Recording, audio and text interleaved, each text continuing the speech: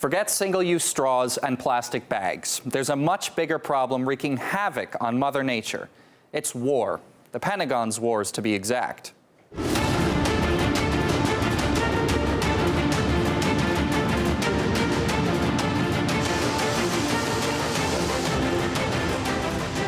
$59 million metric tons of greenhouse gases. That's how much the U.S. Defense Department spewed into the atmosphere in 2017 alone. Brown University says the DoD is both the largest oil consumer and institutional polluter in the world.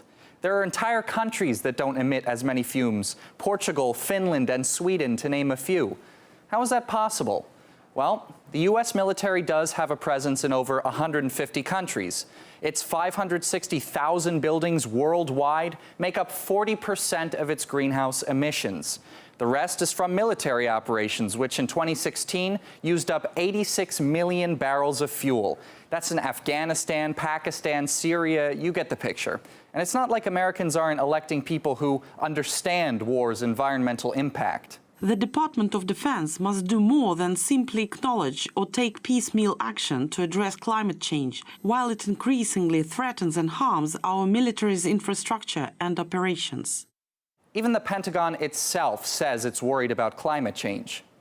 The effects of a changing climate are a national security issue with potential impacts to Department of Defense missions, operational plans, and installations. The top brass might say they're concerned, but their words certainly are not matching their actions. In fact, the U.S. military budget may see its 5th consecutive year of growth in 2020. Despite spending more than the next strongest militaries combined, the DoD is not cutting back. It's actually preparing for more military ventures. And considering U.S.-Iranian tensions are escalating in the Persian Gulf, there are few signs of any turning back. The last 4 quadrennial reviews of major national security threats have all of them identified climate change as being one of those huge threats. And yet its own activities are leading to exacerbating that threat. There is this serious threat to global security identified by the Pentagon, which is climate change. And yet, rather than doing anything serious to tackle that problem, military expenditures do seem to be oriented towards creating global insecurity, both in climate change and in many other ways.